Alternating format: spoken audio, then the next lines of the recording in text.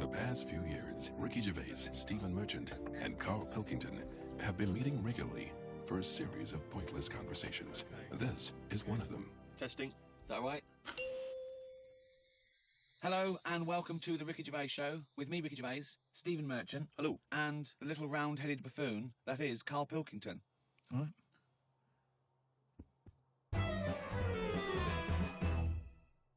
Now, Carl, I know you're fascinated by the concept of the doppelganger, of seeing someone who looks exactly like you. Yeah. Jake has emailed in. He says, Carl, if you could spend a day with an exact replica of you, okay, so somehow they've cloned you, Carl, and you've got him for one day, what would you do with this? What would you make him do? What conversation would you have with him? What would you do? Is there anything you could, how would you utilise him for one day? Well, they'd both say, I'm not bothered, and that'd be the end of conversation. Yeah. What would do me head in is, does he think the same way, look the same way? Exactly the same. Yeah. How would I know which one I was? Because you'd be you. That's amazing. How would I know which one I was? That's incredible. No, because that is the most stupid thing ever said by a human being. Can we get the Guinness Book of Records on this? Has anyone, anywhere in the world, said anything more stupid than, how would I know which one was me? But think about it, this other person's going, alright, thanks for meeting up and that. And I go, hang on a minute. No, you came to me. And then Suzanne would come home and she wouldn't know the difference. And then suddenly you'd start doubting yourself. And you go, should I be leaving? Or, so how do I know if I am that real one, if he knows what I know? But you know who you are because you're experiencing it. But he'd be saying that because he'd say, yeah, it's a bit weird. But you know the truth, you idiot. How would I know which one I was? So anyway... But bear in mind, what would you do? You could pass him off as yourself. What would you do? Would you play tricks? Would you, You could be in two places at once. Would you do stings? Would you do scams? No, because it would only end up getting me into trouble, won't it? Because people won't believe that there's another one like me. Otherwise, everyone would be saying that when they get caught robbing. They go, oh, it wasn't me, it was my doppelganger. It can only... I wouldn't want it, to be honest. It's a bit of a headache, isn't it? Because he could be going off, going mental, causing all sorts of trouble, and you go, will you pack it in? And he's going, what? What are you on about? But then that wouldn't happen, would it? Because he's being me, so he'd be sat wherever I am anyway. Because he'd want to do what I want to do. So, pointless. But I still wouldn't want it.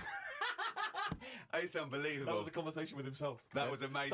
That was like experiencing what it would be like there was two Carls. Yeah, he was having a discussion with himself. We could have left in that time and come back, and he'd be arguing still. What does this mean? Does this mean though that I could just sit at home and not do anything, and just send me out on? Yes.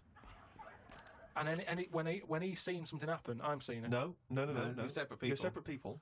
But then he's not a doppelganger then, well, is he? you're identical twins then. You found out identical twins and he's got exactly the same input as you. I mean, it's not a real question, is it? It's just a little... Again... But I said to you the other week about twins and that, I wouldn't like to have a twin. It's alright when you're a kid, but unless you're a Siamese twin, even they don't even look alike, do they? They're just stuck together. You don't go, oh, don't they look like each other? They have different haircuts. They don't carry that thing on, do they? Like normal twins do. Like normal twins, the mums, they have the same haircut, wear the same shirt. Siamese twins never look the same. They've just got their arse stuck together. Again, it's a dialogue in his own head. It's unbelievable. Okay, Carl.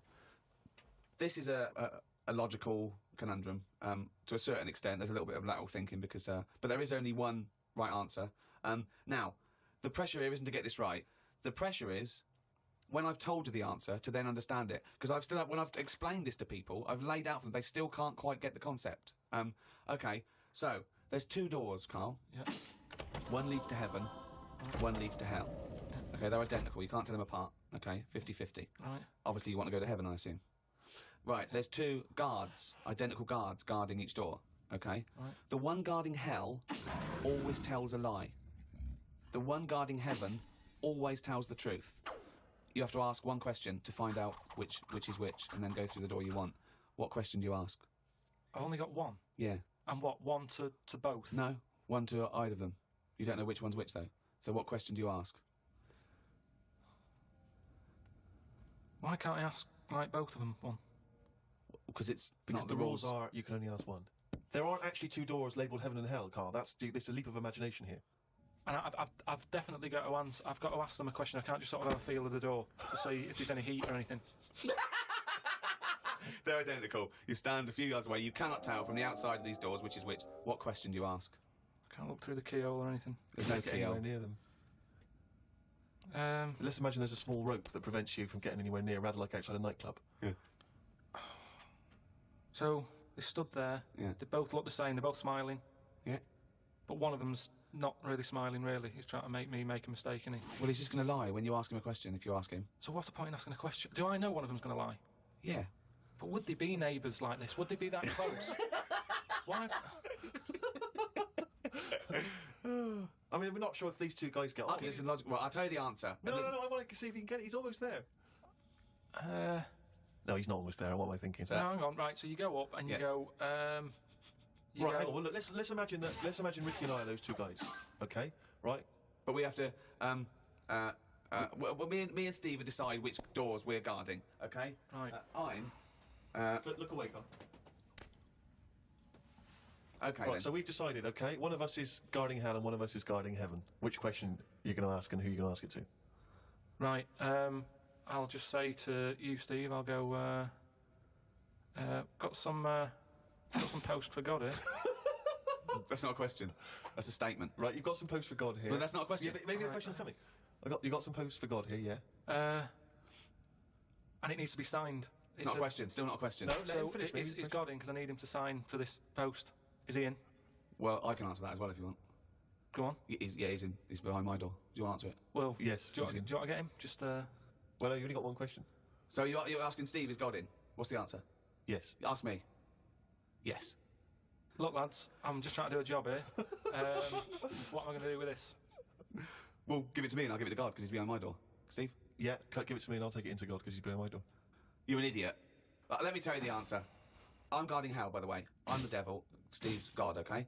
So you asked me what Steve would say if you asked him what door he was guarding, and I'm going to lie. I know he'd say heaven because he'd tell the truth, but I'm lying, so he'd say hell. So the question is, if I was to ask the other one what door he was guarding, what would he say? And whatever the person answers is the door they're guarding. Steve, what door are you looking after? Well, Heaven. yeah. Why should I believe you? Because you don't know. No, that doesn't work. Because you asked me the same and I'd say heaven as well. Right, so who do I believe? This is where you use your gut feeling, though, isn't it? This is what life. Or as opposed to the pure logic that Ricky's just used. I just think because there's a lot of questions in life where you don't know the answer and you go, do you know what? I don't like the look of him. So. They're identical. Yeah, but they're still identical twins. You always get a little snidey one.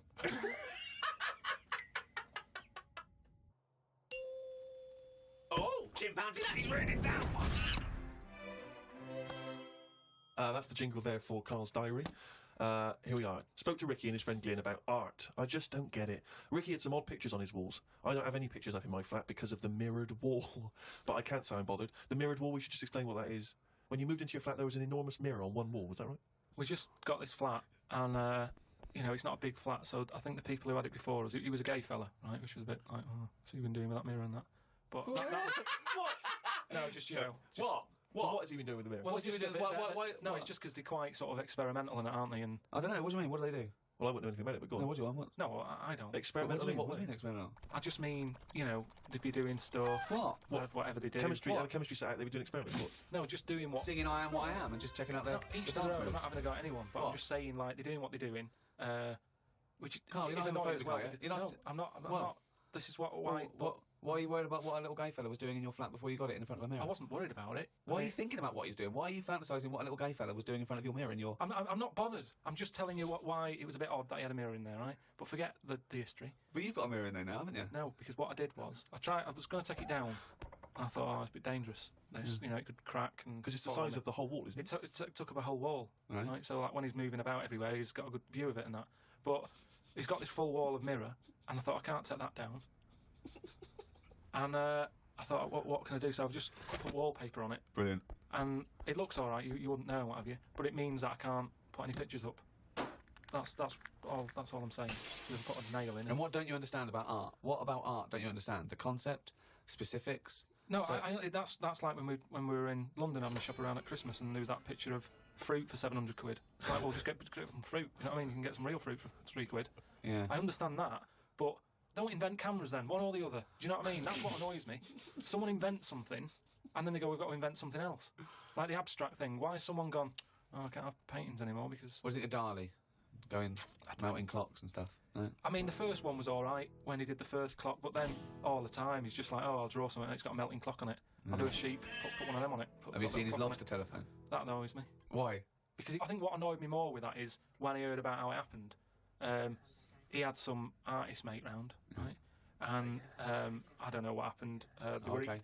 That's a hell of an anecdote. No, but they were eating. They were eating some food and what have you. Yeah. Lobsters? And they were eating lobster. Oh, right. And That's handy. I don't know, the other artist, whoever it was, sort Telephone? of started saying, "Oh, you and your clocks and all that," right? Brilliant. And, This didn't happen. They started arguing, and he chucked some of the lobster. Bollocks. And it landed on the phone. Bounced off his mate's head, went on the phone, and they both looked at each other like, "Are you thinking what I'm thinking?" And they brought out that phone as a bit of art. Things like that annoy me because it was them just messing about. That didn't happen. Just telling you what I know. I saw his work.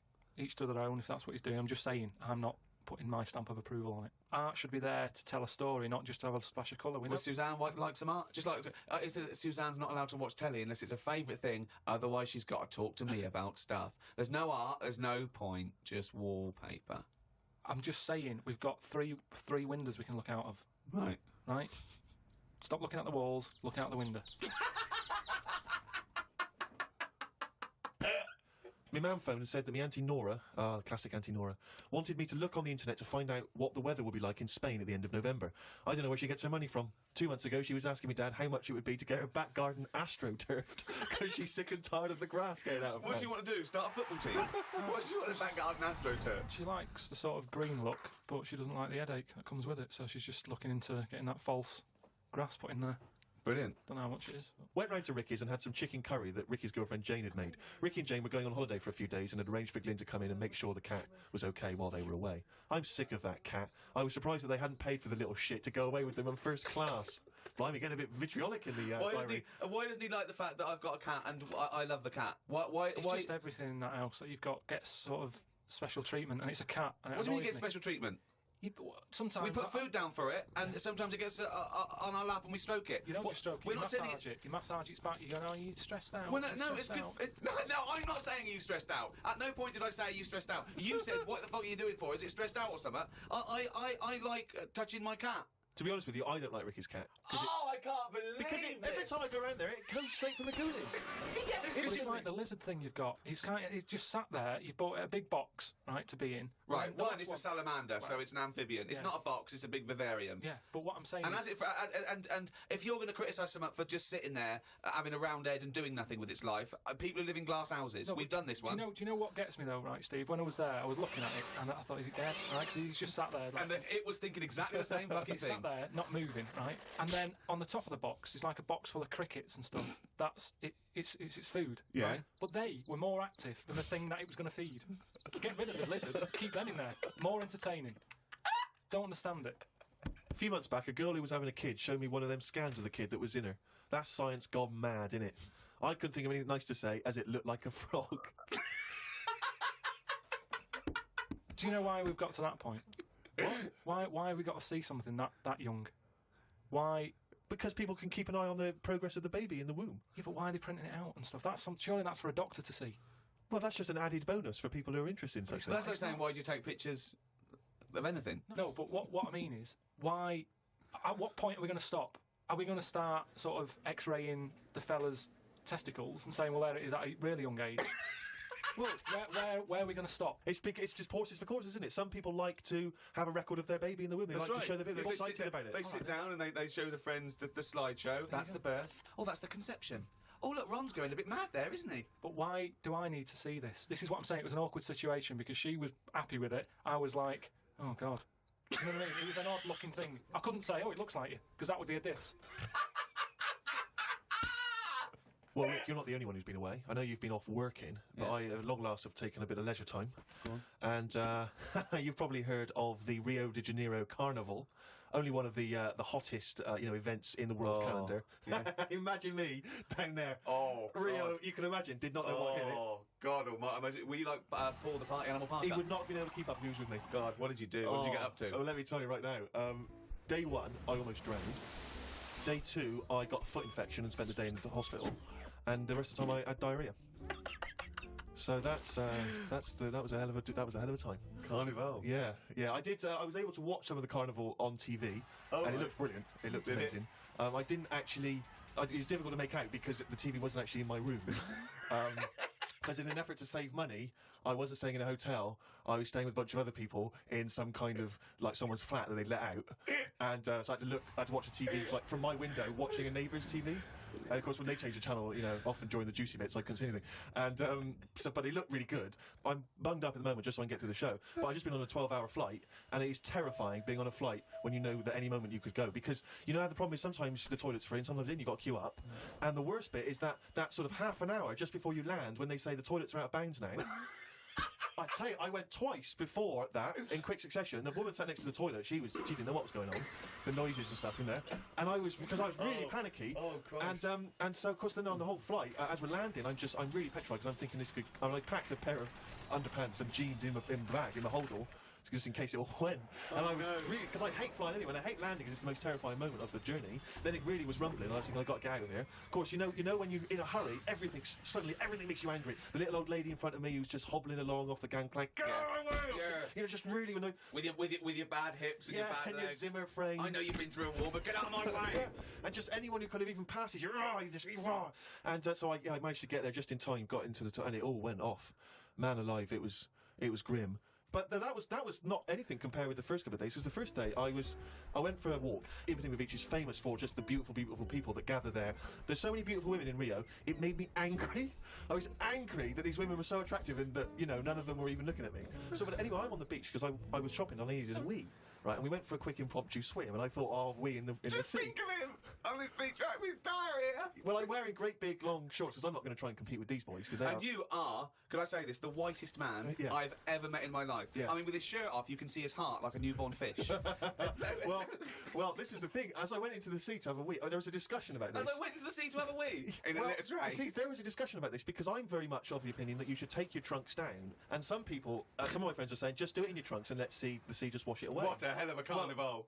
And I think I'm against that. I've always been against that in swimming pools, everything, you know. I'm against pissing in swimming pools. Full stop. It doesn't matter whether you take your trunks down or let. Don't piss in a swimming pool. Sea? Yeah, well, fine. Yeah, fine, okay, right, fish do it. So anyway, so I'm in the sea trying to urinate, and I kneeled because I'm obviously very tall, so it's tricky to get deep enough for the water to mask what you're up to. So I tried to kneel down in the water, right, and I got John Thomas out, but then the water swept out again and just left me on the beach. But luckily my back was to everyone, so no one saw. So I can't think of a funnier sight than Steve Merchant on his knees with his little John Thomas out. I don't know how big it is. I've never seen it. But I imagine it's in proportion to the rest of it. Is it? I wish. This all I'll say is I've been a little shortchanged. But so then I got up and I waded a bit deeper in, right? And now I was trying. I got it out. But what I didn't realise is that the waves just off the beach are really just uncontrollable. You never know what's going to happen. So suddenly, I see this giant wave coming towards me, crashing towards me, and I got the cock out and everything, and it grabs this wave, comes over me, and lifts me up, flips me up in the water, right? And I'm floundering around. I can't see anything because, of course, I had to take my glasses off to go in the sea. Because I didn't want to lose them. Oh God! So I'm floundering around, and I'm genuinely getting scared because as I try to get into shore, the wave just pulls me back again. So I'm waving to my friends on the beach. But with everything. Well, what I don't realise is that because I'm not wearing my glasses, I don't realise that I've been dragged along the beach some way, and I'm not actually waving to my friends. So there's like a bunch of these beautiful women on Ipanema Beach watching a pasty white man waving with his cock out. And what annoyed me was my friends were laughing, and that really angers if me. I'd have been there, I would have burst. But why wouldn't you have come running? Would you have come running in to help me? Oh, I couldn't have saved you with your glasses off in your knob belt. If I ever save you, I want you to be fully dressed with your glasses on. So you'd have just let me go. That would have been what you'd said to my parents. He had his knob out and his glasses off. There was no way I was going to. I can't think of a funnier sight. Oh.